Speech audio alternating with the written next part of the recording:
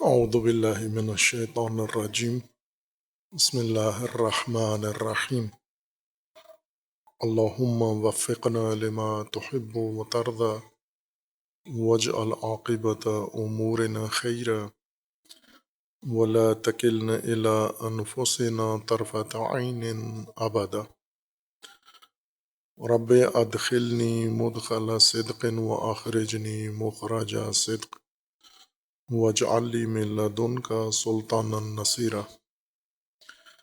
سورہ مبارکہ بقرہ آیات کریمہ۔ وَإِن كُنتُمْ فِي رَيْبٍ مِّمَّا نَزَّلْنَا عَلَىٰ عَبْدِنَا فَأْتُوا بِسُورَةٍ مِّن مِّثْلِهِ وَادْعُوا شُهَدَاءَكُم مِّن دُونِ اللَّهِ إِن كُنتُمْ صَادِقِينَ فَإِن لَّمْ تَفْعَلُوا وَلَن تَفْعَلُوا فَاتَّقُوا النَّارَ الَّتِي وَقُودُهَا النَّاسُ وَالْحِجَارَةُ أُعِدَّتْ لِلْكَافِرِينَ۔ اللہ تبارک و تعالیٰ کا فرمان ہے کہ وہ لوگ جو شک رکھتے ہیں، ریب رکھتے ہیں ما نزلنا میں، قرآن کریم کے اللہ کا کلام ہونے میں، اور یہ سوچتے ہیں کہ یہ اللہ کا کلام نہیں ہے بلکہ رسول اللہ صلی اللہ علیہ وآلہ وسلم نے خود سے بنایا ہے یا کسی سے سیکھا ہے، تعلیم لی ہے، یا کسی اور کے کلام کو نقل کر کے اسے یہاں پر پیش کیا ہے، اور مجموعی طور پر یہ کہ اسے اللہ کا کلام ہونا نہیں مانتے، اور اس بارے میں ان کی بدگمانی ہے، بد اعتمادی ہے ان کے اندر، اور بھروسہ نہیں کرتے۔ اب اس صورت میں اس کے لیے ثبوت کی ضرورت ہے۔ یہ جو دعویٰ رکھتے ہیں اور ریب میں مبتلا ہیں، اس کے ثبوت کے لیے ثابت کریں کہ یہ اللہ کا کلام نہیں ہے۔ اس سے ثابت ہو جائے گا کہ اگر یہ خود بھی سارے مل کے بعض کی مدد کر کے اگر اس کی مانند، اس کی مثل، اس جیسا کلام لے آئیں، پیش کر دیں، یہ ثبوت ہو جائے گا کہ یہ جو رسول اللہ لائے ہیں یہ بھی اللہ کا کلام نہیں ہے، چونکہ اسی کی طرح کا انسانوں نے مل کے بعض کی مدد کے ساتھ، بعض نے بعض کی مدد کی ہے اور انہوں نے مل کر ایسا کلام بنا لیا ہے۔ اگر انسان یہ مل کر بنا لیں، دلیل ہو جائے گی کہ وہ جو پہلے پیش ہوا ہے جسے وحی کہا جا رہا ہے وہ بھی انسانوں ہی کا بنا ہوا قانون ہے، لیکن یہ کام نہیں کیا اور نہیں کر سکتے یہ، یعنی اس کلام کی مانند اور مثل نہیں لا سکتے۔ مانند اور مثل اس لیے نہیں لا سکتے کہ یہ الہی کلام ہے اور یہ بشر ہیں، انسان ہیں۔ انسان جیسا کلام تو لا سکتا ہے، لیکن انسان اللہ کے کلام جیسا کلام نہیں لا سکتا۔ انسان انسانوں کی مانند بہت کچھ کام کر سکتے ہیں، لیکن انسان اللہ کی طرح کچھ بھی نہیں کر سکتے۔ اس وجہ سے وثوق کے ساتھ یہ کہا ہے کہ یہ کام نہیں کیا تم نے اور نہیں کر سکتے۔ اس صورت میں کہ اسے اللہ کا کلام بھی نہیں مانتے، اس کی مانند اور اس کی مثل بھی لانے سے عاجز ہیں، اور اس پر بد اعتمادی و بدگمانی بھی رکھتے ہیں، ریب بھی رکھتے ہیں، اور اسے ماننے کے لیے تیار نہیں ہیں، یعنی عبدیت بھی نہیں ہے تمہارے اندر، اطاعت کا ارادہ نہیں ہے تمہارا، اور اس کی مانند لانے سے بھی عاجز ہیں، آپ ریب میں مبتلا ہیں۔ اب تیسری صورت یہ رہ جاتی ہے کہ اس تمہاری ہٹ درمی کا نتیجہ آگ ہے اور جہنم ہے، جو تمہاری اپنی بڑکائی ہوئی ہے، التی وقودها الناس والحجارہ، یہ جو آگ ہے ہٹ درمی کے بعد، انکار کے بعد، اس ہٹ درمی کا نتیجہ آگ ہے، نار ہے، جو انسانوں نے بھڑکائی ہے اور حجارہ نے بھڑکائی ہے، یا انسانوں اور حجارہ کے ذریعے بھڑکائی گئی ہے، شعلہ ور کی گئی ہے، اور جو کفار کے لیے آمادہ کی گئی ہے۔ اب یہ آگ عام تصور کے مطابق، چونکہ انہوں نے اللہ کی نافرمانی کی ہے، اللہ کا کلام نہیں مانا اور ابدیت اختیار نہیں کی، لہٰذا انہیں انتقامی عمل کے تحت، انتقامی قانون کے مطابق انہیں جلایا جائے گا۔ آگ علیحدہ سے آگ بھڑکائی جائے گی اور اس آگ کے اندر انہیں جلایا جائے گا۔ اور یہ موضوع جہنم کا، نار کا، عذاب کا قرآن کریم میں پھیلا ہوا موضوع ہے، اور اہم ترین قرآنی موضوعات میں سے ہیں، عناوین میں سے عذاب اور جہنم ہے، اخروی و دنیاوی۔ انسان جس طرح سے خود انجام دیتے ہیں عمل، انتقامی کارروائیاں کرتے ہیں، اگر کوئی انسان ممنوع کام کرے، غلط کام کرے، اس غلط انسان کو اس غلط کام کی سزا ملتی ہے۔ سزا کے طور پر اس کا عمل کچھ اور ہوتا ہے، سزا اس سے ہٹ کر بدلے میں اس کو سزا دی جاتی ہے، تنبیہ کے طور پر، اسے روکنے کے لیے یا اسے تکلیف پہنچانے کے لیے۔ ایک تو جس انسان نے یہ کام کیا ہے دوبارہ یہ نہ کرے یہ کام، اور دوسرا مقصد اس سزا کا یہ ہوتا ہے کہ جس کی حق تلفی ہوئی ہے یا جس کی نافرمانی ہوئی ہے، اس کے اندر احساس انتقام پیدا ہوا ہے، اور اس نے احساس انتقام کو ٹھنڈا کرنا ہے اس کو سزا دے کر۔ یہ انسانوں کے اندر ایسے ہی ہوتا ہے سزا کا عمل، اور سزا کے مختلف طریقے ہیں، کہیں قید تنہائی میں رکھتے ہیں، کہیں بدنی تشدد کرتے ہیں، کہیں پر انہیں مختلف شکنجے دیتے ہیں جس سے جسم کو شدید تکلیف پہنچے یا روح کو شدید تکلیف پہنچے، درد، اور اس سزا کے نتیجے میں ممکن ہے جسم زخمی ہو جائے، ممکن ہے جسم ناکارہ ہو جائے، ممکن ہے انسان کے جسم کے اندر شدید قسم کے نقصانات پیدا ہو جائیں۔ مقصد بھی یہی ہوتا ہے، جیسے عموماً انتقامی طور پر انسانوں سے بدلہ لیتے ہیں یا انتقام لیتے ہیں، ان کو جسمانی تشدد کے ذریعے سے ان کی ہڈیاں توڑ دیتے ہیں، ان کے اعضاء کاٹ دیتے ہیں، جسم کاٹ دیتے ہیں، یا تو بعض اوقات انہیں مار دیتے ہیں، قتل کر دیتے ہیں انتقام لیتے ہوئے۔ اور جو انتقام کا شکار ہوتا ہے اسے فقط ضرر پہنچتا ہے، نقصان پہنچتا ہے، صدمہ پہنچتا ہے، تکلیف پہنچتی ہے۔ یہ سزا اسے کسی عمل کی طرف نہیں لے کے جاتی یا اس کے اندر کوئی مثبت اثر نہیں چھوڑتی۔ سزا دینے والے کی بھی نیت یہی ہوتی ہے کہ سزا یافتہ کو تکلیف پہنچے اور سزا دینے والے کو تسکین پہنچے۔ اسی کو میزان قرار دے کر اللہ تبارک و تعالیٰ کی سزائیں اور اللہ کے عذاب اور اللہ کی بنائی ہوئی جہنم یا وعدہ دی ہوئی جہنم کو بھی تفسیر کیا گیا ہے کہ محض ایک انتقامی نوعیت کا عمل ہے۔ جہنم، اس کے آگ، اس کے اندر مختلف سزائیں۔ خوب یہ دو مخلوق تو آپس میں اس قسم کا احساس رکھ سکتے ہیں، لیکن خالق مخلوق کے ساتھ اس طرح کا انتقامی عمل کرے، ہر چند مخلوق نے خالق کی نافرمانی کی ہے، لیکن اس نافرمانی کے نتیجے میں خالق کے اندر کیا احساس پیدا ہوتا ہے؟ آیا خالق انسان کی طرح صاحب نفس ہے، صاحب احساسات ہے، اور اس کے اندر بعض احساسات پیدا ہو جاتے ہیں، بھڑک اٹھتے ہیں، اور وہ بھی غصیلا ہو جاتا ہے، وہ بھی غضبناک ہو جاتا ہے۔ پھر غضب اپنا ٹھنڈا کرنے کے لیے متہم کو، مجرم کو، ملزم کو سزا دیتا ہے، شکنجے دیتا ہے، اور اس کی تکلیف دیکھ کر تھوڑی سی اس کو تسکین پہنچتی ہے۔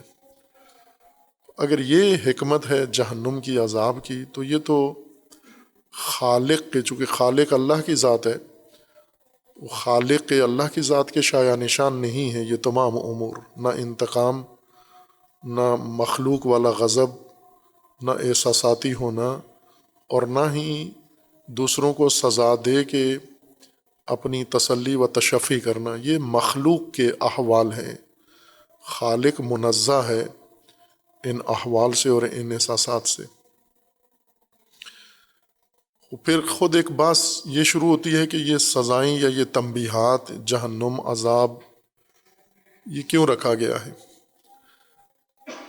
یہ اسی حکمت کے تحت ہے جس حکمت کے تحت انسان کو ثواب دیا جا رہا ہے، جس حکمت کے تحت انسان کو نعمتیں دی جا رہی ہیں، جس حکمت کے تحت انسان کو رحمت سے نوازا جا رہا ہے اور اس کے لیے مختلف وسائل فراہم کیے جا رہے ہیں،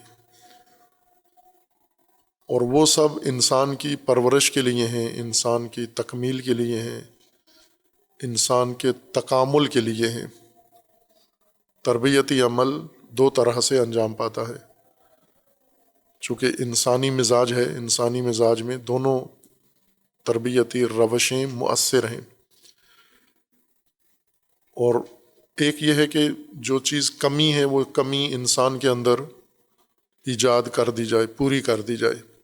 جیسے اون کا معنی کیا تھا کہ اون اس مدد، امداد کو کہتے ہیں، تعاون کو کہتے ہیں جو کسی ضرورت مند کی کمی دور کرتا ہو، جو کام وہ کرنا چاہتا ہے یا جو اس نے سوچا ہوا ہے اس کے لیے ایک مقدار وسائل کی یا طاقت و قوت موجود ہے اس کے پاس، لیکن وہ کافی نہیں ہے، ناکافی ہے۔ تو وہ چیز جو کم ہے جتنی مقدار میں، اتنی مقدار اسے دوسرے کی طرف سے مل جائے، اس کو عون کہتے ہیں یا معاونت کہتے ہیں۔ اللہ تبارک و تعالیٰ نے انسان کو پیدا کیا ہے، خلق کیا ہے، اس کے اندر صلاحیتیں رکھی ہیں، استعدادیں رکھی ہیں، قابلیتیں رکھی ہیں، جنہوں نے پروان چڑھنا ہے، پرورش پانی ہے۔ اور اس پرورش کے لیے انسان کے اندر بھی صلاحیتیں ہیں پروان چڑھنے کی اور چڑھانے کی، لیکن وہ کافی نہیں ہیں۔ اس لیے انسان کو اللہ تبارک و تعالیٰ کی طرف سے اس عون کی ضرورت پڑتی ہے، اور یہ عون دو شکلوں میں انسان کو ملتی ہے۔ ایک جہاں پر قوت، طاقت کی کمی پڑ جاتی ہے، اتنی مقدار میں انسان کو فراہم کر دی جاتی ہے، اور وہ بھی ایک نظام کے تحت ہے۔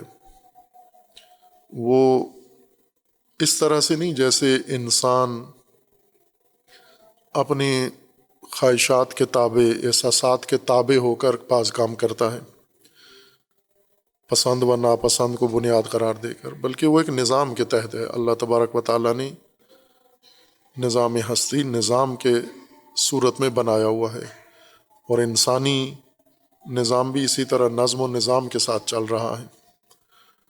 اس میں نہ اللہ کی طرف سے یہ نظام ٹوٹتا ہے اور نہ اللہ کے علاوہ کہ کوئی طاقت رکھتا ہے اللہ کے نظام کو توڑنے کی یا اس کو نظر انداز کر کے اس کے علاوہ کوئی چال چلنے کی۔ یہ سب نظام کے تحت ہوتا ہے۔ اور انسان کو جو پرورش کے لیے ضرورت ہوتی ہے اس میں ایک دوسرا پہلو بھی ہوتا ہے کہ انسان کے اندر جو اندرونی طور پر ایسی چیزیں ہیں جو انسان کی تربیت میں رکاوٹ ہیں، مزاحم ہیں، انسان غفلت کی وجہ سے یا دانستہ طور پر ان محرکات کو لے آتا ہے سامنے اور وہی انسان کی پرورش میں رکاوٹ بنتی ہیں، ان سے انسان کو روکا جاتا ہے۔ اور روکنا بعض اوقات انسان کے لیے تنبیہ یا ایک تشدد کی شکل میں انسان کو روکا جاتا ہے، کیونکہ ہر چیز سے انسان رکنے والا نہیں ہے۔ مثلا کچھ چیزوں سے روکنے کے لیے نہی ہے، لیکن یہ نہی کافی نہیں ہے، اس سے بعض رک جاتے ہیں جو سنجیدہ ہیں، نہی کرنے سے رک جاتے ہیں، یعنی منع کرنے سے منع ہو جاتے ہیں، لیکن زیادہ تر نہیں ہوتے، نہی کر دیں پھر بھی نہیں رکتے، انہیں عملی طور پر روکنا ضروری ہوتا ہے تاکہ اس کھائی میں نہ جائیں۔ جیسے ایک انسان ہے جو لاپرواہ ہے اور ہوس باز انسان ہے، اور مثالیں اس کی فراوان ہیں، یہ عملی مثالیں ہیں، اس وقت ہم اپنے معاشرے میں دیکھیں تو قدم قدم پر یہ چیزیں نظر آتی ہیں۔ جیسے لوگ ہیں منشیات کا ارتکاب کرتے ہیں، نشہ کرتے ہیں، ان کو روکا جائے، نہ ہی کی جائے کہ نشہ نہ کریں، وہ ممکن ہے کچھ رک جائیں، لیکن وہ بہت قلیل تعداد ہوں گے جو نہ ہی سن کر رک جائیں گے۔ زیادہ تر کو آپ کو طاقت استعمال کر کے روکنا ہوگا، اور اس طاقت کے استعمال میں ظاہر ہے انہیں ممکن ہے ان کے اوپر تشدد بھی ہو، یعنی سختی بھی ان کو سامنا کرنا پڑے، سختی کا بھی۔ اور خصوصاً جو نشے میں مبتلا ہو چکے ہیں انہیں نشہ چھڑانے کے لیے اب نہ ہی کافی نہیں ہے، امر و نہ ہی مؤثر نہیں ہے، ان کے لیے عملی اقدامات کی ضرورت ہے، اور عملی اقدامات ان کے لیے ممکن ہے کچھ ناگوار ہوں، ناگواریوں کے ذریعے ہی ان سے یہ آفت، یہ ابتلا دور کی جا سکتی ہے۔ یوں نہیں ہے کہ اللہ تبارک و تعالیٰ نے انسانوں کو حکم دیا ہے، انسان بجا نہیں لاتے، اور اللہ کو اس نافرمانی پر بہت شدید غصہ ہے، غضب ہے، اور اپنا غضب ٹھنڈا کرنے کے لیے انسانوں کو سختیاں انسان کے لیے رکھی ہیں، یا جہنم ہے، یا باقی سزائیں ہیں، یا عذاب ہیں۔ وہ بھی انسان کے لیے ہی ہیں، جو مقصود انسان کو اطاعت سے حاصل کرنا تھا نہیں کرا، انسان آمادہ نہیں ہوا، اس طریقے سے، اس روش سے آمادہ نہیں ہوا۔ اب دوسری روش انسان ہی کے لیے ہے کہ جب سمجھانے سے، آگاہی سے، علم سے، شعور سے، بصیرت سے ایک چیز نہیں اختیار کرتا تو اس کے لیے دوسرا عملی اقدام ہے کہ اسے اس کے لیے آمادہ کیا جائے۔ ظاہر ہے وہ دوسری روش ناگواریوں کی روش ہے۔ اطاعت کو اطاعت ہی اسی لیے کہتے ہیں چونکہ اس کے اندر تطوع ہے، تو ہے، تو گوارا چیز کو کہتے ہیں، جس کے اندر خوشگواری ہو، جس کے اندر انسان اپنی قلبی اطمینان بھی رکھتا ہو، یعنی انسان کو جو چیز بہا رہی ہو اس کو تو کہتے ہیں۔ اس کے مقابلے میں کر ہے، توأن او کرہا، تو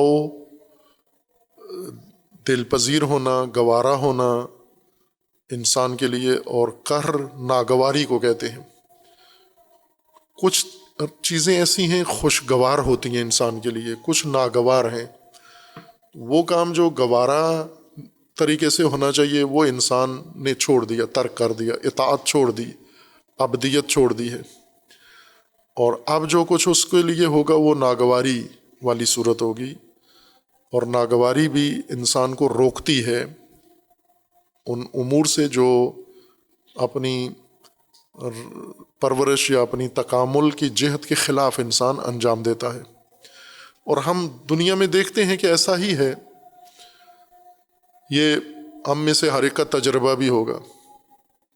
کتنے ایسے افراد ہیں جنہیں والدین کی طرف سے کبھی بھی کسی سرزنش کا، مذمت کا، ملامت کا سامنا کرنا نہیں پڑا، بلکہ وہ جس طرح سے پیدا ہوئے اور ایک طبعی طور پر، فطری طور پر پرورش کے نظام میں ڈالے گئے، ہم آہنگ ہوئے، اور وہ کرتے چلتے گئے آگے۔ ایک دن کے لیے نہ والدین کو شکوہ ہوا، نہ ان کے معلمین کو شکوہ ہوا، نہ ان کے مربیوں کو شکوہ ہوا کہ جو ان کے لیے ہم نے تربیتی نظام بنایا ہے یہ اس کو مانتے نہیں ہیں، اور انہیں کسی تشدد کے ذریعے یا کسی سرزنش کے ذریعے، مذمت کے ذریعے اس کا حصہ بنایا جائے۔ بعض ایسے ہیں جنہیں شاید ایک دن بھی اس قسم کی ملامت نہ سننی پڑی ہو یا انہیں زور زبردستی ان کے ساتھ نہ کیا گیا ہو، لیکن ایک کثیر تعداد ایسے ہے کہ جو اسی طریقے سے، مثلاً آج بہت بڑے تعلیم یافتہ لوگ ہیں، اچھے کامیاب لوگ، ظاہری دنیاوی امور میں، دنیاوی زندگی میں کامیاب لوگ ہیں، اور بعضوں نے تو اپنے جو اہل قلم ہیں انہوں نے تو لکھ بھی دیا ہے کہ یہ ہم پڑھائی میں دل نہیں لگتا تھا، ہم تربیت کے لیے آمادہ نہیں تھے، ہمیں سختی کر کے، ماں باپ نے سختی کی، معلمین نے سختی کی، اور ان سختیوں نے ہمیں بنایا ہے، اور وہ ان سختیوں پر والدین اور معلمین کے شکر گزار بھی ہوتے ہیں جو سلجھے ہوئے لوگ ہیں، سمجھدار ہیں کہ ہم اگر اپنے حال پہ چھوڑ دیا جاتا تو ہم ہرگز آمادہ نہیں تھے پڑھنے کے لیے، لیکن والدین اور معلمین کی سختیوں نے ہمیں پابند رکھا اور ہم یہ چیز طے کر کے اسی کلاس کے اندر دوسرے تھے جنہیں نہ والدین نے سختی کی ہے نہ معلمین نے سختی کی ہے، وہ طوعاً انہوں نے یہ سفر طے کیا ہے۔ ایک ہی کلاس کے اندر دو مزاج ہیں، ایک طوعاً پڑھ رہے ہیں، دوسرے کرہن پڑھ رہے ہیں، یعنی ایک کو گوارا کیفیت کے ساتھ جا رہے ہیں، دوسرے ناگوار حالت کے اندر وہی کام کر رہے ہیں جو دوسرے گوارا حالت میں طوعاً کر رہے ہیں۔ یہ جو سختی ہے زندگی کی، یہ ایک تربیت کا اسلوب ہے، نہ ہر ایک کے لیے، بعض خاص مزاجوں کے لیے جو اطاعت ترک کرتے ہیں، اطاعت کے لیے آمادہ نہیں ہے یا ابدیت اختیار نہیں کی، انہیں بھی اسی مقصود تک پہنچانا، اس کے لیے بھی اللہ تبارک و تعالیٰ نے یہ اہتمام کیا ہے۔ اور یعنی یہ سختیاں اسی لیے ہیں تاکہ انسان سدھرے، انسان تربیت پائے، نہ کہ انتقام لینا ہے اللہ تبارک و تعالیٰ نے انسان سے۔ تمام انسان نافرمان ہو جائیں، اللہ کو غصہ نہیں آتا، اللہ تبارک و تعالیٰ کا نقصان نہیں ہوتا، اللہ کا نظام درہم برہم نہیں ہوتا، معمولی سا بھی اثر نہیں پڑتا۔ ان اللہ غنی عن العالمین، اللہ کی ذات غنی و بے نیاز ہے انسان کی، اس کی اطاعت سے بھی بے نیاز ہے، اس کی نافرمانی سے بھی بے نیاز ہے، نہ وہ انسان نافرمانی سے اللہ کو نقصان پہنچاتا ہے اور نہ اطاعت سے اللہ کو فائدہ پہنچاتا ہے۔ تو ظاہر ہے وہ ذات جو انسانی عمل سے اور انسانی اطاعت و ناگواری سے ذرا متاثر نہیں ہوتی، تو اس کی طرف سے انسان کے لیے یہ چیزیں اس جذبے سے نہیں ہوتی جو انسان آپس میں کرتے ہیں۔ یہ قیاس ہے جو انسان اللہ کو یا جنت جہنم کا جو اللہ نے نظام بنایا اس کو اپنے اوپر قیاس کرتے ہیں، ہم جیسے ہم کرتے ہیں ویسے ہی اللہ بھی ہے۔ اور یہ حقیقت ہے، ہم اگر اپنے اعتقادات کو ٹٹولیں اور اپنے اندرونی رجحانات کو دیکھیں، تعلیمات کو دیکھیں، اپنے نصاب کو دیکھیں، تو سب سے زیادہ غلط تصور انسان نے اللہ کا ہی بنایا ہوا ہے۔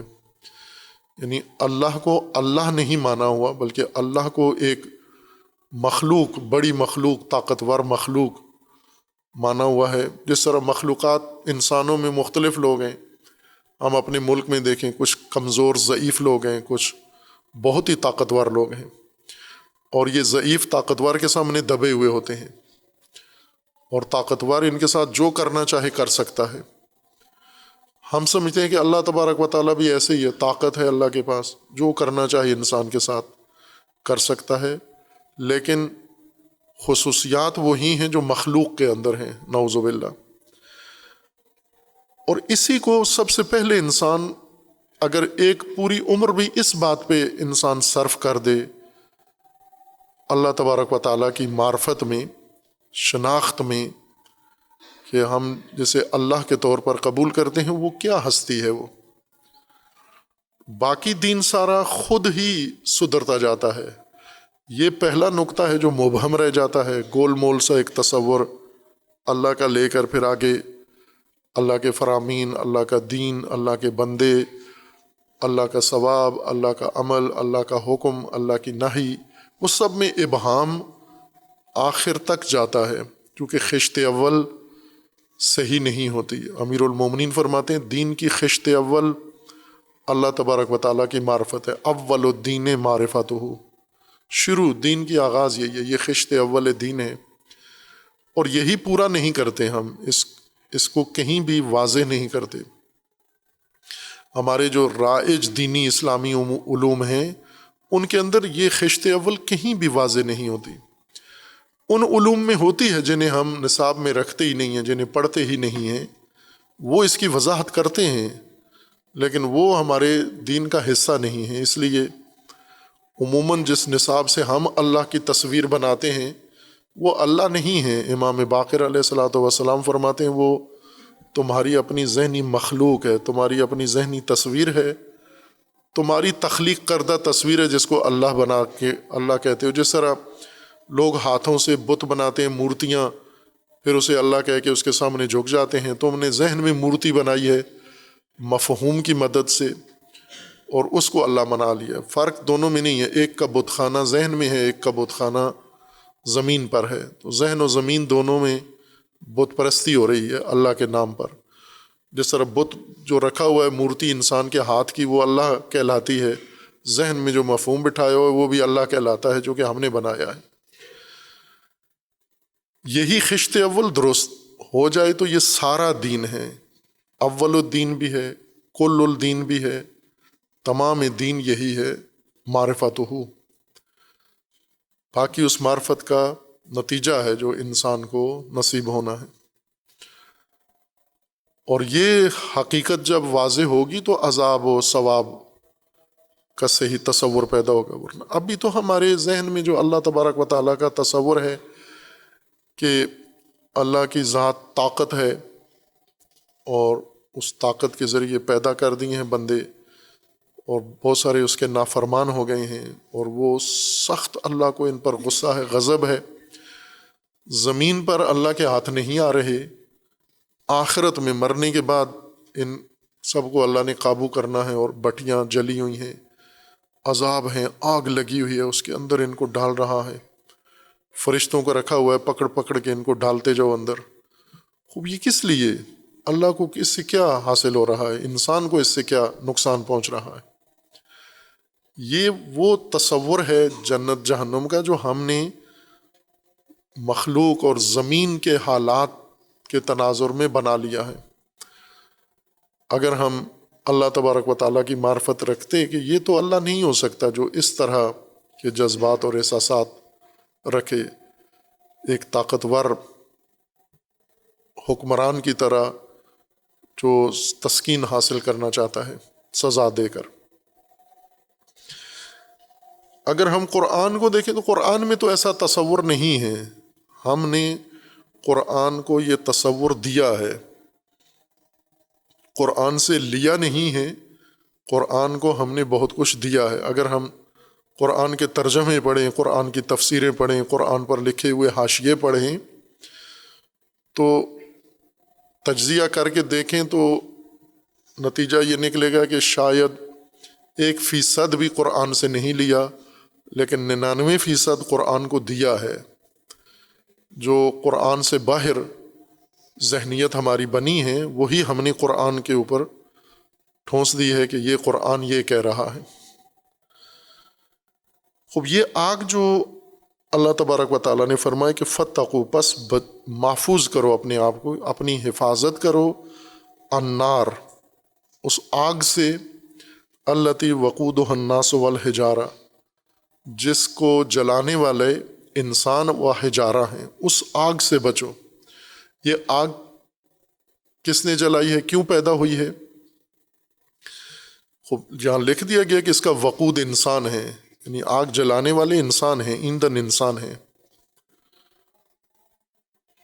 جیسا پہلے آیت میں گزرا ہے جب مثال دی گئی تھی منافقین کی، مردد لوگوں کی، مثلہم کمثل الذی استوقد نارا، مثال ان لوگوں کی جو زبانی مسلمان مومن کہلاتے ہیں لیکن نہیں ہیں، دھوکہ باز ہیں، ان کی مثال یہ ہے کہ جیسے ایک شخص نے آگ جلائی ہے، استوقد نارا، استیقاد یا ایقاد آگ جلانا، کس نے جلائی ہے؟ خود اسی شخص نے، اسی مثل نے، مثلہم کمثل الذی استوقد نارا، یعنی اللہ نے نہیں جلائی، اس نے خود جلائی ہے اپنے لیے آگ۔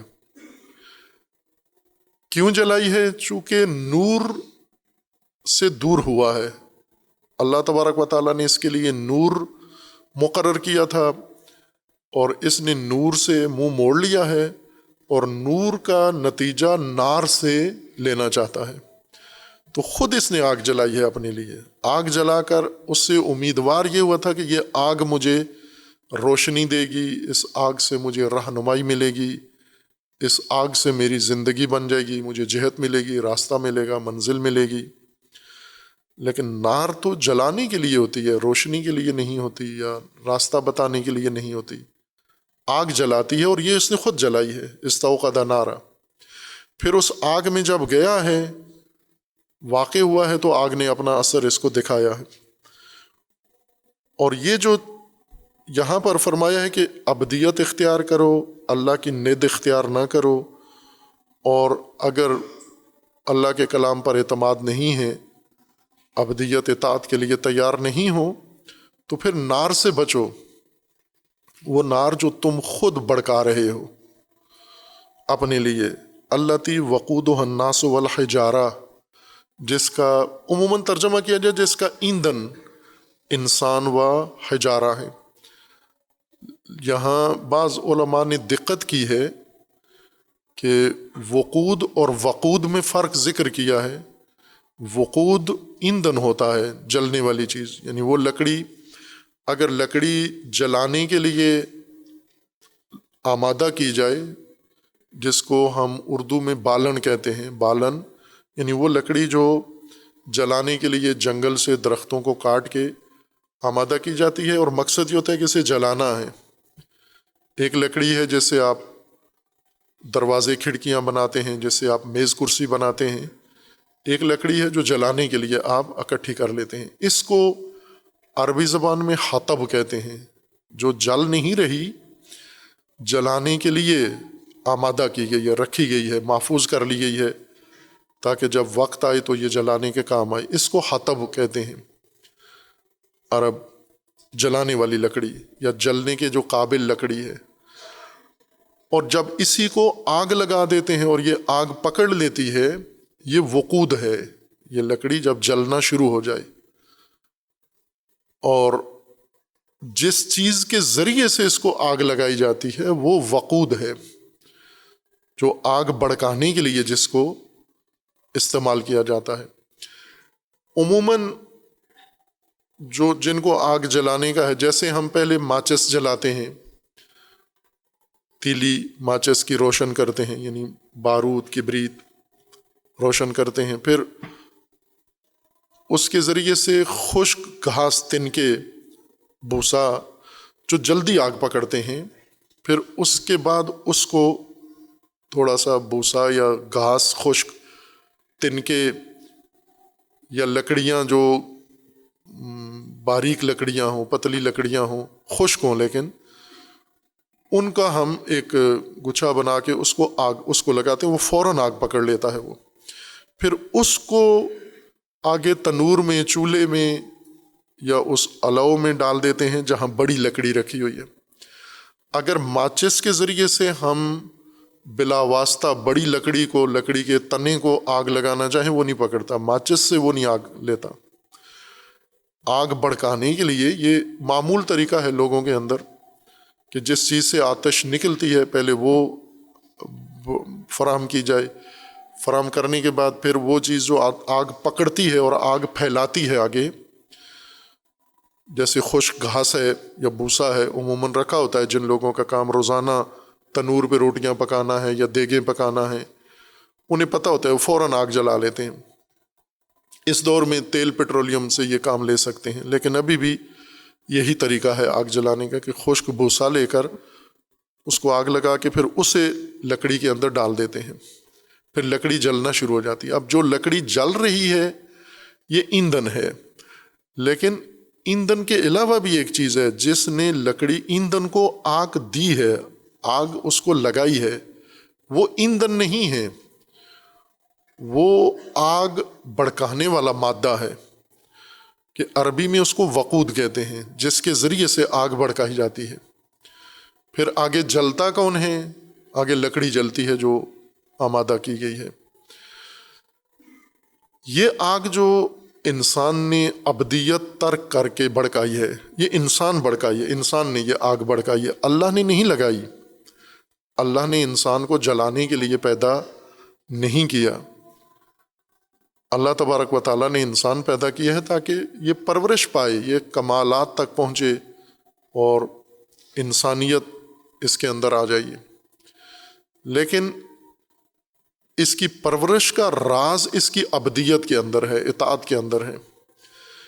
اطاعت ترک کرے گا تو کیا ہوگا؟ اطاعت ترک کرنے کا مطلب یہ نہیں ہے کہ اللہ صرف ناراض ہوگا، اور جیسے ایک بیٹا ہے والدین کی بات نہیں مانتا، باپ ناراض ہو جاتا ہے، بیٹا کہتے ہیں ناراض ہے تو ناراض رہے، مجھے کیا اثر پڑتا ہے، میں نانے کے ہاں چلا جاؤں گا، ماموں کے ہاں چلا جاؤں گا، کسی اور کا سہارا لے لوں گا، دوستوں کے ہاں چلا جاؤں گا۔ عموماً ایسے دھتکاری ہوئی اولاد والدین سے روٹھ کے کہیں نہ کہیں جا کے پناہ لے لیتے ہیں، اور بعض تو سرے سے والدین کو بھول ہی جاتے ہیں، والدین اگر سامنے آ بھی جائیں تو پرواہ نہیں کرتے۔ تو اللہ کی اگر اطاعت نہ کریں تو اللہ ناراض ہے، لیکن اللہ کی ناراضگی کو انسان سیریس نہیں لیتا، جدی نہیں لیتا۔ ناراض ہے تو ٹھیک ہے، ہمارا نظام تو چل رہا ہے نا، اللہ ناراض ہے، کام رکا تو نہیں ہے، ہم زندگی گزار رہے ہیں، ہم کھا پی رہے ہیں، ملازمت کر رہے ہیں، پڑھ لکھ رہے ہیں، شادیاں کر لی ہیں، کاروبار چلا رہے ہیں، اللہ کی ناراضگی سے رکا کون سا کام ہے ہمارا؟ کچھ بھی تو نہیں رکا۔ اس لیے اس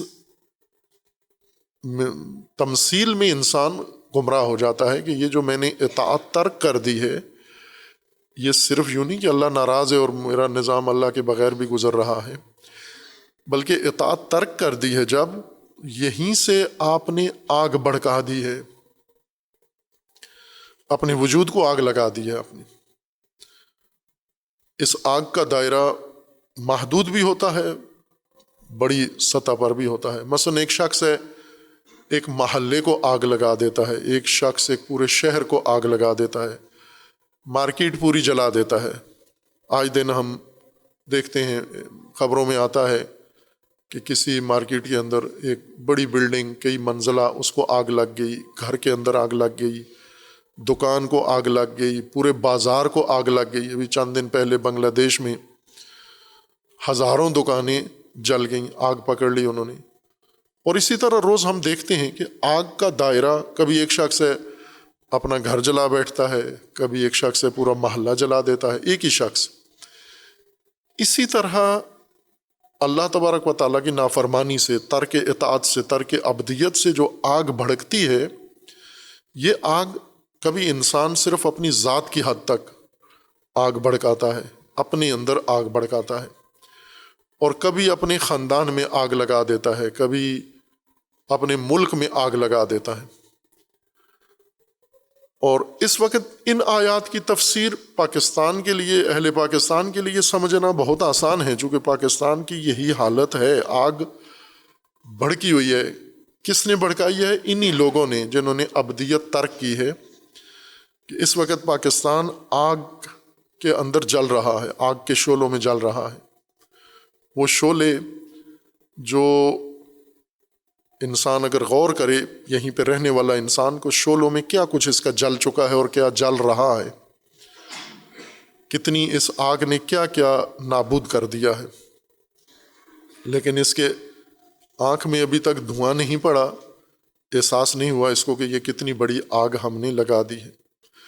مثلا تمام دنیا کے ملک ہیں اپنے اپنے نظام کے مطابق، پاکستان سے زیادہ فقیر ملک، پاکستان سے زیادہ نادار ملک، جن کی توانائیاں پاکستان سے کم ہیں، جن کے منابع ثروت کم ہیں، جن کے پاس ہر پہلو سے وسائل کی شدید قلت ہے بنسبت پاکستان کے، وہ پاکستان سے بہت بہتر ہیں۔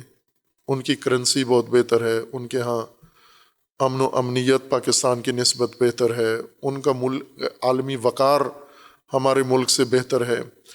اگر یہ سارے سماجی پیمانے اکٹھے کر کے موازنہ کیا جائے کہ ہم کہاں کھڑے ہیں، مثلاً دنیا کے جو 198 ممالک میں سے ہمارا 195 نمبر پر ہم کھڑے ہوئے ہیں، اور ہم سے جو آگے ملک گئے ہوئے ہیں یہ وہ ہیں جنہیں دوسروں نے تباہ کیا ہے، جیسے افغانستان ہے یا یمن ہے۔ یہ ہم سے زیادہ بری حالت میں انہیں قرار دیا جاتا ہے عالمی سروے میں، چونکہ ان کے اوپر جنگیں مسلط کی گئی ہیں۔ پاکستان کے اوپر کوئی جنگ مسلط نہیں ہوئی، پاکستان نے جنگ نہیں لڑی۔ جیسے شام کا ملک ہے، لیبیا ہے، یہ جنگ نے ان کو تباہ کر دیا ہے۔ افغانستان ہے، جنگ نے تباہ کر دیا ہے۔ لیکن پاکستان پہ تو کوئی ایسا جنگ کا مرحلہ نہیں گزرا، کسی ایسی جنگ سے نہیں گزرا پاکستان۔ لیکن پاکستان کی جو اقتصادی حالت ہے، معیشتی حالت ہے، یا اور جو معیارات ہیں عالمی طور پر کسی معاشرے کو پرکھنے کے لیے، ان کے لحاظ سے وہ بالکل ممالک کی آخر کی فہرست میں، آخری 10 یا 5 ملکوں میں شمار ہوتا ہے اس کا۔ وہ ایک ثروت مند ملک کا یہ حال کس نے بنایا ہے؟ یہ خود ان لوگوں نے کیا ہے۔ کیوں کیا ہے؟ جو اللہ نے ان کے لیے نظام بنایا تھا اس کو چھوڑ دیا ہے، ترک کیا ہے۔ ترک کرنے سے یہ سمجھے تھے کہ ہم ملک چلا لیں گے، ہم معیشت بنا لیں گے، ہم فلاں کر لیں گے، آگ لگا دی، تباہ کر دیا آپ نے۔ نار جو جلا دیتی ہے، کسی چیز کا وجود ختم کر دیتی ہے، یہ نار ہے یہ چیز۔ اور اس کو قرآن نے بھی اسی طرح استعمال کیا ہے وسعت کے ساتھ۔ نار یا دیگر الفاظ ہیں، جیسا پہلے بیان ہوا ہے کہ ان کے معانی اور ہیں، ان کے مصادیق اور ہیں۔ ہم عموماً اسیر مصادیق ہیں، پابند مصادیق ہیں۔ ہمارے ذہنوں میں معانی کے بجائے مصادیق بیٹھے ہوئے ہیں، لہٰذا جب اسی معنی کا دوسرا مصداق سامنے آتا ہے تو ہمیں سمجھنے میں دشواری ہوتی ہے۔ ہم یہ سمجھتے ہیں کہ یہ تو معنی نہیں ہے، معنی تو نار تو اس شعلے کو کہتے ہیں، یہ جو دوسرا شعلہ آپ کہہ رہے ہیں نار ہے، یہ تو نار نہیں ہے۔ جبکہ ہم قرآن کریم میں اگر دیکھیں تو جیسے قرآن کا فرمانا ہے کہ وہ لوگ جو کتمان کرتے ہیں، وہ اپنے پیٹ میں جو حرام کھاتے ہیں، وہ اپنے پیٹ میں آگ بھر رہے ہیں۔ اس کو آگ کہا ہے۔ یہ کیسے آگ شمار ہوگی؟ یہ نار ہے جو پیٹ میں ڈال رہے ہو، لقمہ حرام۔ نار تو شعلے والی گرم چیز ہے، جلانے والی ہے، یہ پیٹ میں تو نار کوئی بھی نہیں ڈالتا۔ یہ وجہ یہ ہے کہ ہم نار کا مصداق ایک یہی ہے جو جلاتی ہے، یعنی یہ زرد رنگ کا شعلہ، حرارت والا، تمازت والا، یہ مصداق ہے نار کا، معنی نہیں ہے۔ معنی نار کا اس سے عام ہے، اور اس کو بھی نار اسی وجہ سے کہتے ہیں کہ یہ نابود کر دیتی ہے ہر چیز کو۔ اور وہ جو انسان پیٹ میں ڈال رہا ہے، جس کو قرآن کہہ رہا ہے کہ یہ نار کھا رہے ہیں، اس کو علماء توجیہ کرتے ہیں کہ نار کھانے کا مطلب یہ ہے کہ آخرت میں ان کو جہنم میں، اس حرام خوری کی وجہ سے آخرت میں جہنم میں جائیں گے۔ ایسا تو قرآن کو معلوم تھا کہ یہ جملہ کچھ اور کہنا ہے، کہہ کچھ اور دیا ہے۔ یہ تو قرآن کے بارے میں بدگمانی نہیں ہونی چاہیے۔ کہنا کچھ اور چاہتا تھا قرآن، کہہ کچھ اور دیا ہے۔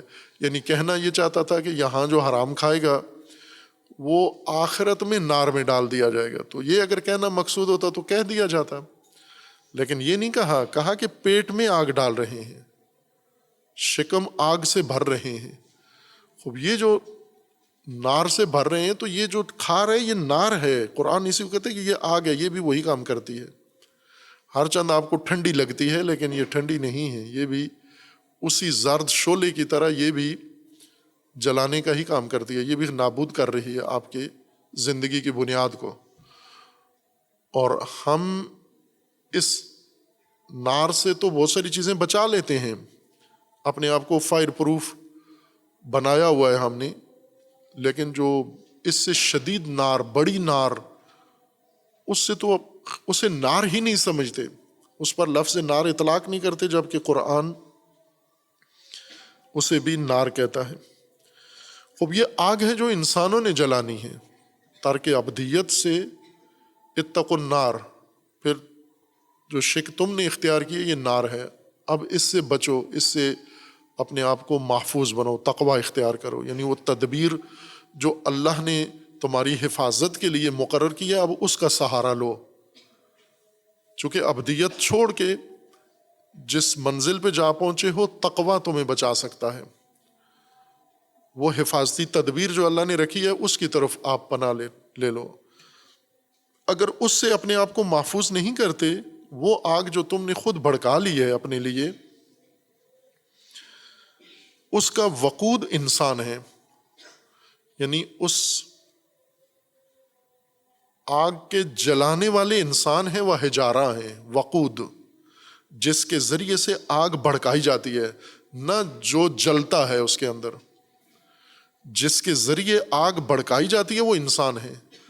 جب انسان نے آگ جلائی ہے تو انسان کے لیے جلائی ہے، ظاہر ہے یہاں ایندھن بھی انسان ہے اور آگ جلانے کا جو مادہ ہے، ذریعہ ہے، وہ بھی انسان ہے۔ جیسے وہ پتھر، سفید پتھر یا ایسے زمین کے اندر ہیں جن کو رگڑنے سے چنگاریاں نکلتی ہیں، آگ جلتی ہے، ان کو فارسی میں آتش زنہ کہتے ہیں، یعنی یہ وہ پتھر ہیں جن سے آگ لگاتے ہیں۔ یا قدیم زمانے میں مختلف طریقے تھے، لکڑی لے کر کسی لکڑی کے اوپر وہ ہاتھوں سے گھماتے تھے تیزی کے ساتھ، اور وہ حرکت کی وجہ سے، قانون حرکت کے نتیجے میں آگ روشن ہو جاتی تھی۔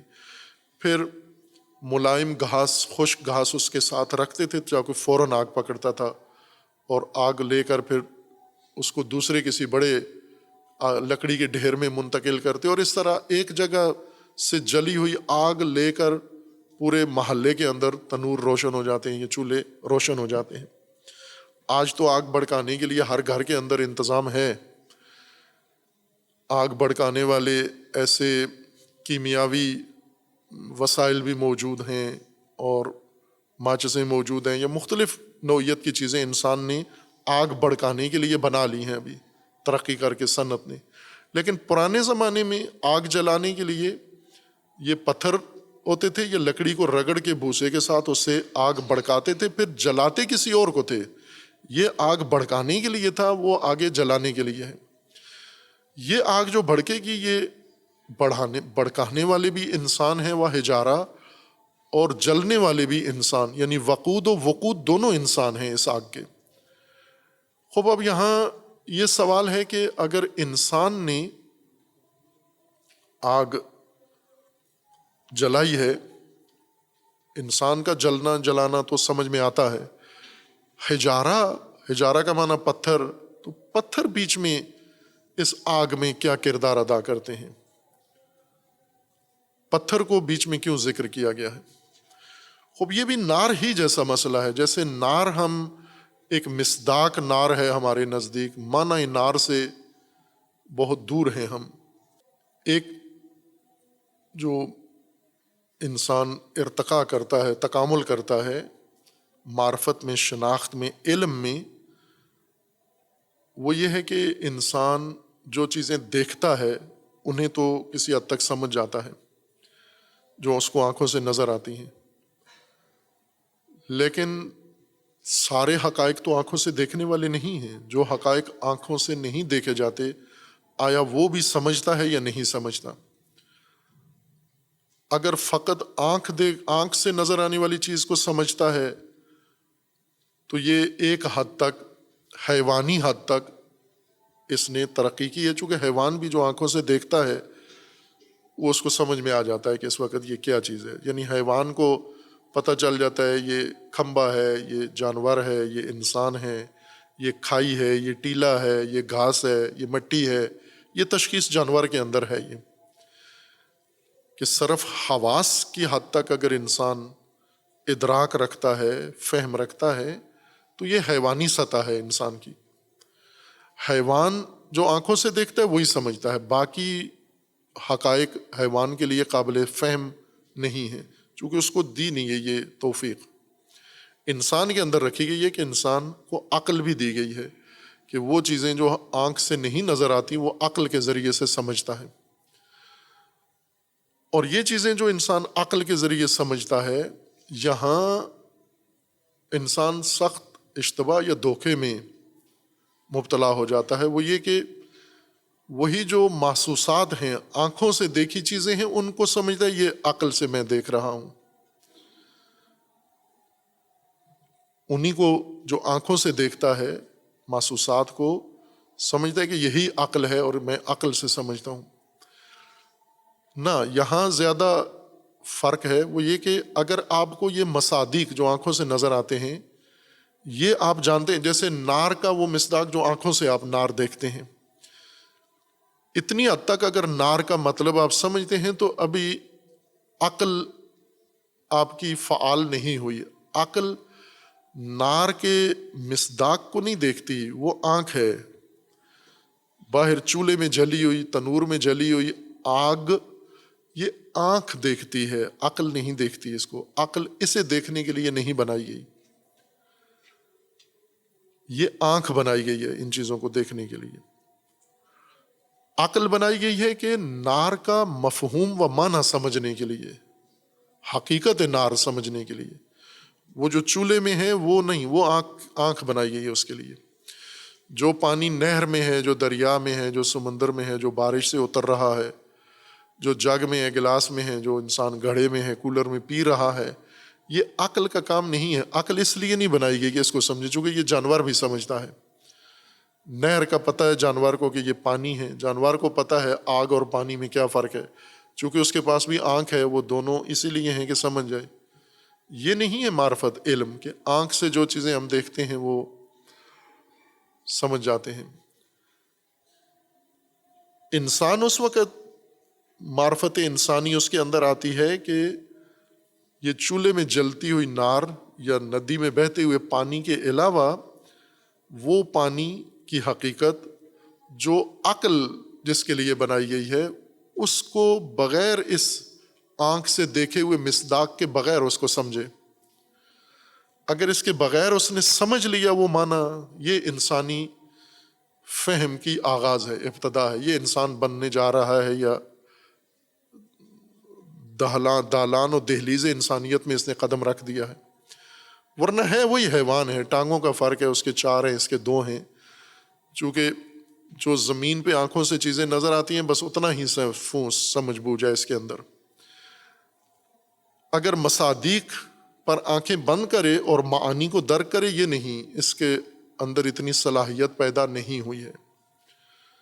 یہ فہم ابھی اتنی نہیں ہے کہ اس فہم کے ذریعے انسان ہدایت کو بھی سمجھ سکے۔ آنکھوں سے جو چیزیں انسان دیکھتا ہے اتنی تو سمجھ آئے گی اس کو، لیکن ہدایت تو ساری آنکھوں والی نہیں ہے۔ ہدایت کا زیادہ تعلق عقل سے ہے۔ وہ حقائق جو ہدایت کے سسٹم کو، نظام کو تشکیل دیتے ہیں، وہ تو سارے کھمبے، درخت اور پتھر اور پانی اور آگ نہیں ہیں جو ہم آنکھوں سے دیکھتے ہیں۔ وہ حقائق زیادہ تر تعلق ان کا عقل سے ہے، یعنی آنکھ سے نہیں ہے، عقل سے ان کا تعلق ہے۔ تو ان کے ادراک پر جب انسان قادر ہو جائے، یہ انسانیت کے اندر داخل ہو گیا ہے، یہ بچپنا ہے اس کا، انسانیت کا۔ پھر جوں جوں ان حقائق کو بہتر سمجھتا جائے، ان حقائق عقلیہ کو، انسانیت اس کی بڑھتی جا رہی ہے۔ یہ تکامل انسانی ہے۔ اب ہم سے نہیں تصور ہوتا، نار، چولہے والی نار سے، تنور والی نار سے ہم اپنا ذہن الگ نہیں کر سکتے، وہ نکلتی نہیں ہے ہمارے ذہن سے کہ نار کی حقیقت کو سمجھ سکیں کہ نار اصل معنی کیا ہے اس کا۔ اور یہ مشکل ہر جگہ ہے ہمارے اندر۔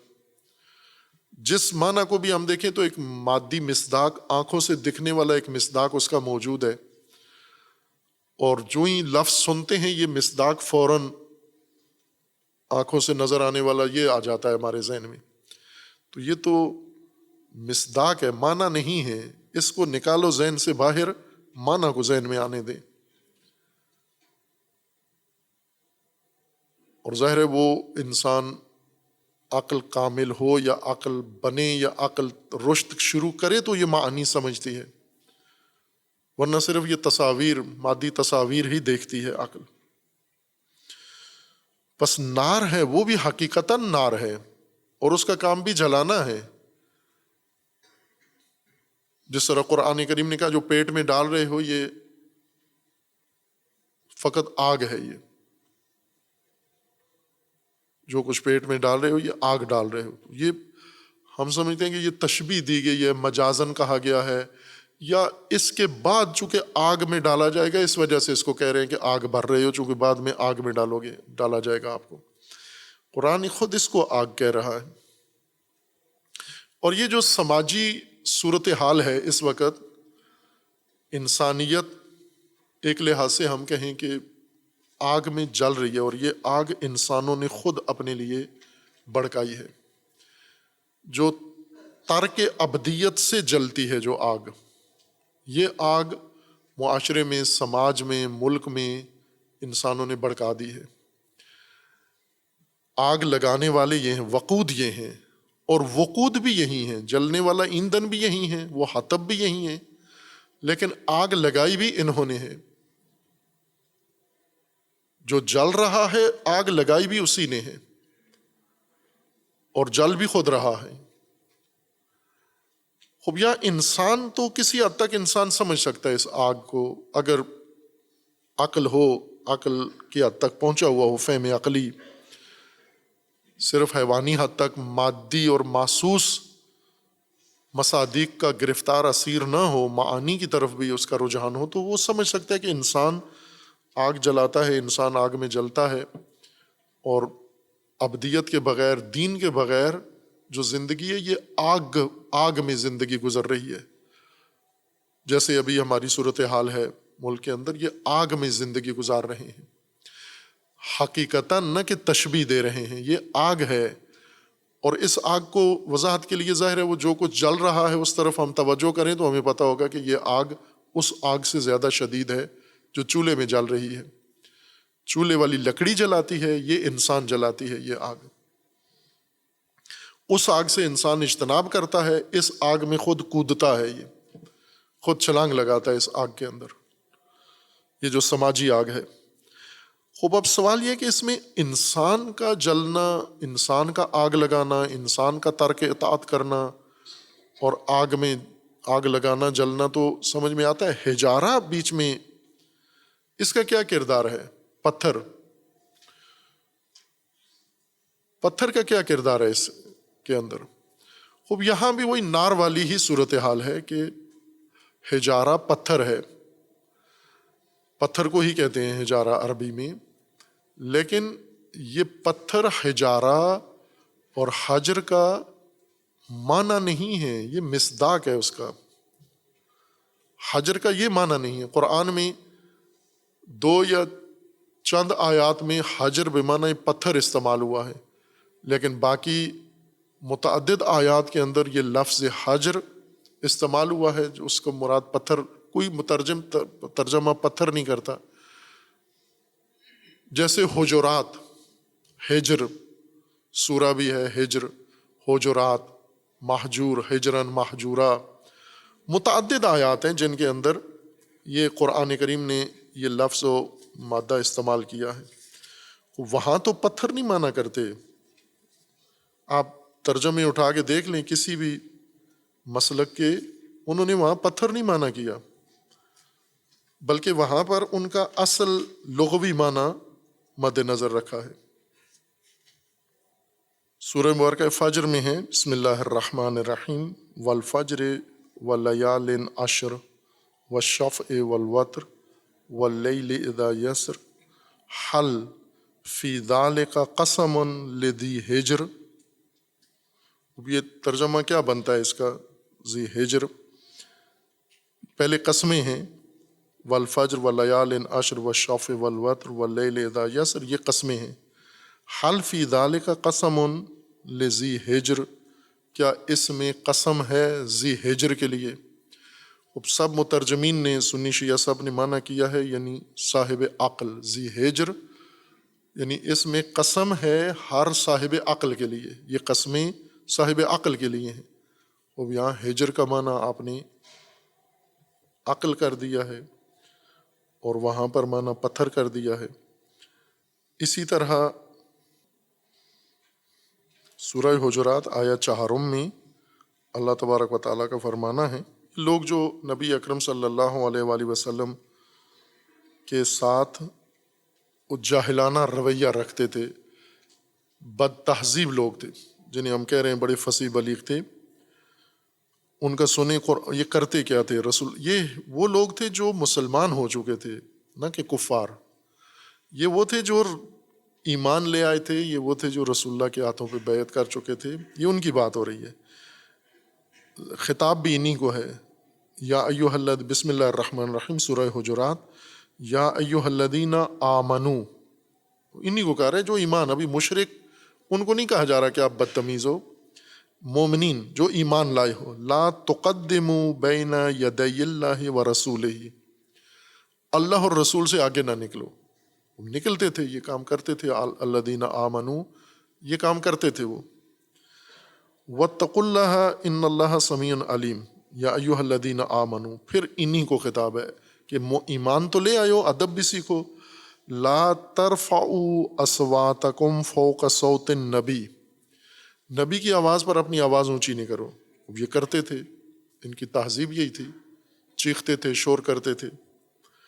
لا ترفعوا اصواتکم فوق صوت النبی ولا تجہروا لہ بالقول کجہر بعضکم لبعض، اور اس طرح جہر سے ایک رسول اللہ کو نہ بلاؤ جیسے ایک دوسرے کو بلاتے ہو۔ ایک دوسرے کو کیسے بلاتے تھے؟ اوئے فلاں، اسی طرح رسول اللہ کو بھی خطاب کرتے تھے۔ اس طرح نہ بلاؤ رسول اللہ کو جیسے ایک دوسرے کو بلاتے ہو۔ ان تحبط اعمالکم وانتم لا تشعرون، اس بے شعوری میں اپنے اعمال گنوا بیٹھو گے۔ ان الذین یغضون اصواتهم عند رسول اللہ اولئک الذین امتحن اللہ قلوبهم للتقوی، اور جو اپنی آوازیں دھیمی رکھتے ہیں رسول اللہ کے سامنے، یہ ہیں جن کے دل کے تقوی کا امتحان خدا نے لے لیا ہے۔ اور اس کے بعد ہے ان الذین ینادونک من وراء الحجرات اکثرهم لا یعقلون، اور یہ جو آپ کو حجرات کے پیچھے آ کے، حجرات کے پچھواڑے سے آگے بلاتے ہیں، وراء الحجرات یعنی رسول اللہ کے حجرات کہ باہر آ کر کھڑے ہو کر پھر زور سے باہر سے آواز دیتے تھے۔ اکثرهم لا یعقلون، یہ اکثر نامعقول لوگ ہیں۔ یہ اب یہ یا ایھا الذین آمنو ہے، یہ یعنی سب آج کے قرآن آمنو کہتا ہے، آج صحابہ کہتے ہیں ان کو، قرآن کا اصطلاح کوئی نہیں استعمال کرتا، صحابہ، چونکہ صحابہ کی حیثیت قرآن آمنو پر زیادہ برتر ہو گئی ہے۔ خوب یہ سارے صحابہ ہیں، یہ سارے آمنو ہیں، یہ سارے ایمان لے آئے ہیں، یہ سارے سدھرے ہوئے ہیں، لیکن یہ حرکتیں بھی کرتے تھے، ابھی وہ تہذیب مکمل انہوں نے اختیار نہیں کی تھی، قرآنی تہذیب نہیں آئی تھی۔ خوب یہ ان الذین ینادون کا من وراء الحجرات، حجرات کے پیچھے سے آپ کو ندائیں دیتے ہیں۔ حجرات کیا چیزیں ہیں؟ رسول اللہ کے کمرے جو آپ نے ازواج کے لیے، اپنی بیگمات کے لیے بنائے ہوئے تھے، امہات مومنین کے لیے، ہر ایک کے لیے ایک حجرہ بنایا ہوا تھا، یعنی کمرہ، گھر، حجرات۔ اور یہ حجرات اسی مادہ سے جس سے حجارہ ہے، حجر کا ایک مصداق پتھر ہے، حجر کا ایک مصداق کمرہ ہے، حجر کا ایک مصداق عقل ہے، جیسے سورہ فجر میں بیان کیا گیا ہے کہ عقل بھی حجر ہے۔ اب اسی طرح سورہ مبارکہ نساء میں آیت 23 میں ہے، حرمت علیکم امہاتکم و بناتکم و اخواتکم و اماتکم و خالاتکم و بنات الاخ و بنات الاخت و امہاتکم اللاتی ارضعناکم و اخواتکم من الرضاعۃ و امہات نسائکم والربائبکم اللاتی فی حجورکم من نسائکم، یعنی یہ محرم رشتے بتائے جا رہے ہیں کہ یہ محرم ہے، آپ کے لیے حرام ہیں یہ رشتے، مائیں، بیٹیاں، بہنیں، پھوپھیاں، خالہ، ان کے بیٹے بیٹیاں، اور جنہوں نے تمہیں دودھ پلایا ہے، جن کا تم نے دودھ پیا ہے، اور یہ تم پر حرام ہے۔ وَالرَّبَائِبُكُمُ اللَّاتِي فِي حُجُورِكُمْ، اور جو تمہارے حجور میں پرورش یافتہ ہیں وہ بھی تم پر حرام ہیں۔ من نسائکم فی حجورکم، حجور یعنی گود، یہاں پر مراد حجور سے گود، حجرات کمرہ، حجر عقل، حجارہ پتھر، وہ یہ سب مادہ ایک ہی ہے، حجر۔ اسی طرح اور متعدد آیات میں قرآن کریم نے کئی اور آیات ہیں جن کے اندر حجر استعمال ہوا ہے، حجارہ استعمال ہوا ہے، حجر استعمال ہوا ہے، محجور استعمال ہوا ہے۔ اور قاعدہ یہ ہے لغت کا کہ جب ایک لفظ ایک مادہ سے بنتا ہے تو وہ مادہ کا معنی اس کی ہر ترکیب میں موجود ہونا چاہیے۔ جیسے کتاب کا جو کتب کا معنی ہے، جو بھی اس 3 حرف سے کاف تے بے سے مل کر جتنے حروف بنیں گے الفاظ، کتب کا معنی اس میں محفوظ رہنا چاہیے آخر تک، یہ بیچ میں کسی جگہ ضائع نہ ہو۔ اگر ضائع کر دیا تو آپ کے ہاتھ سے زماں میں مطلب نکل گئی ہے، چونکہ مادہ کا معنی آپ کھو بیٹھے ہیں۔ اسی طرح اور نثر ہے، جیسے نون صاد رے ہے، نثر، اس مادہ سے جتنے الفاظ بنتے ہیں اور وہ الفاظ جہاں جہاں جن جملات میں استعمال ہوتے ہیں، اصل اس نون صاد رے کا معنی ان میں محفوظ رہنا چاہیے۔ اگر کسی جگہ معنی چھوڑ دیا تو اس کا مطلب ہے کہ آپ بہک گئے ہیں، مطلب ہاتھ سے نکل گیا، آپ کے ضائع ہو گیا ہے، مادہ کا معنی ہی چھوڑ دیا آپ نے۔ خوب یہاں پر یہ لفظ حجارہ جو پتھر کو کہتے ہیں، یہ حاجر سے بنا ہے، ہے جیم رے، ہے جیم والی ہے جیم رے، حجر، حاجر، حجر۔ یہ جہاں جہاں بھی یہ معنی، جہاں جہاں بھی اس 3 حرفی 3 حروف سے مل کر کوئی لفظ بنے گا، اس کے اندر یہ معنی ساتھ ساتھ چلتا جائے گا، ضائع نہیں ہونے دینا اس کو۔ جو بھی اس کا مصداق ہو، جہاں پر بھی قرآن اس کو استعمال کر رہا ہے، وہ اصل بنیادی معنی اس کا وہاں محفوظ ہونا چاہیے۔ بس گود کو حجور کہا ہے، کمرے کو حجرات کہا ہے، عقل کو حجر کہا ہے، پتھر کو حجارہ کہا ہے، تو معنی کہاں گیا؟ اصل معنی کیا ہے اس لفظ کا؟ کہ جو گود میں بھی موجود ہونا چاہیے، جو پتھر میں بھی موجود ہونا چاہیے، جو عقل میں بھی موجود ہونا چاہیے، جو اور بہت ساری ترکیبات جو اس سے بنتی ہیں ان سب کے اندر استعمال ہونا چاہیے۔ اب قرآن نے اس کو اتنے معانی میں استعمال کیا، یا اتنے موارد میں، لغت کے اندر فراوان ہے، لغت کے اندر سینکڑوں اس سے ملتے جلتے موارد ہیں جہاں پر یہ مادہ استعمال کیا گیا ہے۔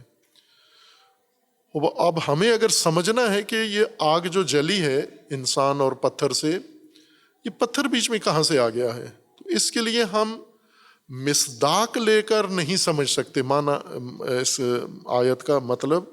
اس کے لیے ہمیں اس کا معنی لینا پڑے گا۔ معنی اخذ کریں گے، جیسے نار کا معنی لیں، نہ نار چولہے سے اٹھائیں، چولہے سے جو نار اٹھائیں گے اس سے قرآن نہیں سمجھ سکتے آپ، اس سے چولہا جلا سکتے ہیں لیکن وہ نار جس میں انسان نے جلنا ہے وہ نار نہیں سمجھ میں آئے گی۔ آپ نار، مصداق نار سے قرآن نہیں سمجھ سکتے، معنی نار سے قرآن سمجھ سکتے ہیں۔ اسی طرح حجارہ کے مصداق سے قرآن نہیں سمجھ سکتے، معنی سے قرآن سمجھ سکتے ہیں۔ یہ انشاءاللہ بعد میں عرض ہوگا۔ وصلی اللہ علی محمد۔